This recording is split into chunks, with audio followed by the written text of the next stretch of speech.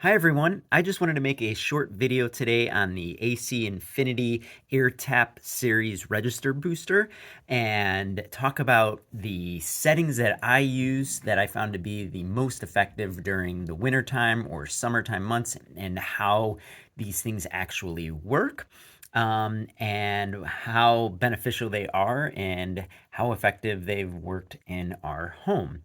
So first off, this is just a register booster, and what this is it's a vent, your typical type of vent that you put over your duct system, and on the back of it has these large type of computer fans.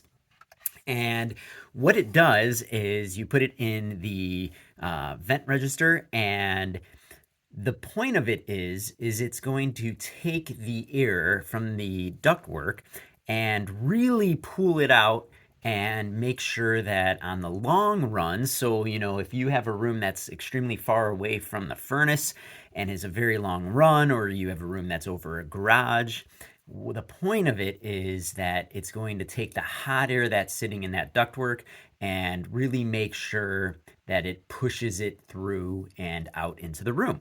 So let's talk about the settings and what I found to be the most effective with this register booster.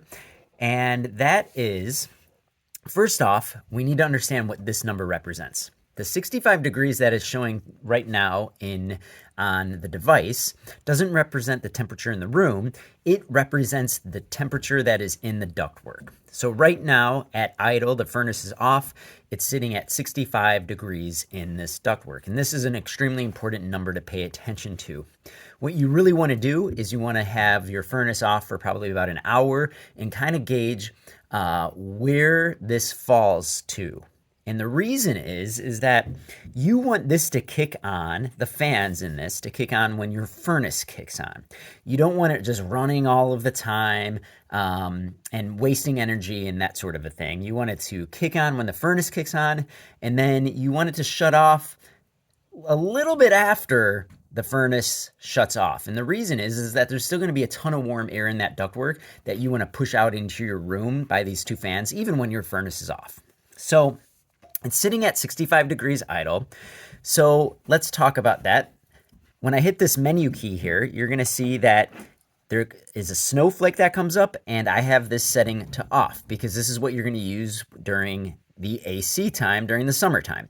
Now, you might see that it's reading, on the snow flake here, that it's reading, whatever temperature you have it set at, in this case, 70 degrees. To shut it off, when you're on this, you just long hold the menu button, and you'll see that once you do that, it will go off because it's not needed right now. But you're going to use the same type of settings and philosophy when you get to the point of summertime as well.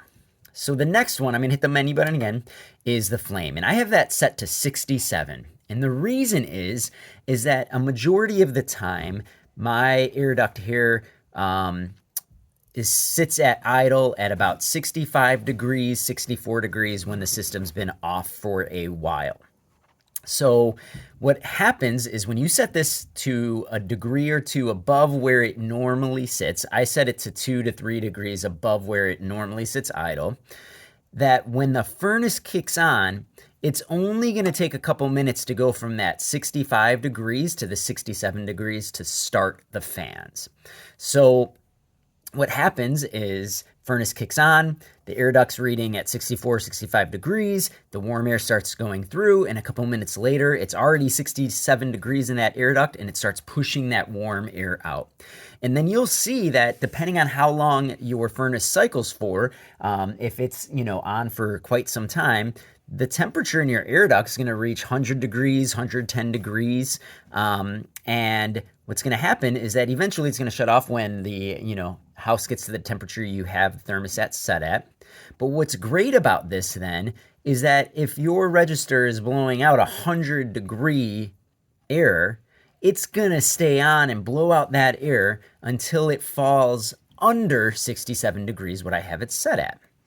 So what's nice is it will go on when the furnace goes on pretty much, and then it will stay on for, a good 20 minutes after the fact and really warm up that air and make use of all that hot air that's in the ductwork system itself. The last one, I'm not going to hit it right now, but if I hit it one more time, it's just going to go to your fan speed. I have it set at a fan speed of 10. Yes, it's a tad loud. You know, it's kind of like your computer fans, and there's two of them here. But it's really, you get used to it. It's just kind of white noise in the background. I don't even notice it anymore. But I feel like having it at the speed 10, it really kicks out the air how we need it to, because this room that this is in right here is above the garage, so it's always cold.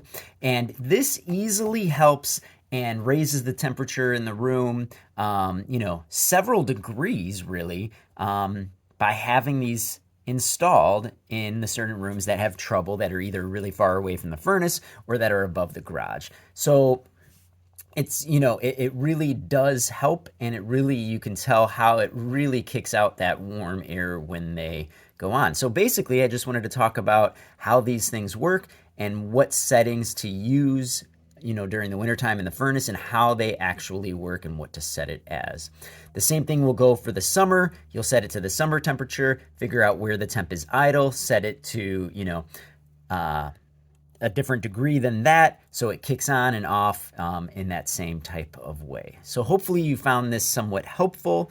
If this is something that you're interested in, or if it's something you already own, hopefully this helps you hone in on the settings. Thanks so much and have a great day.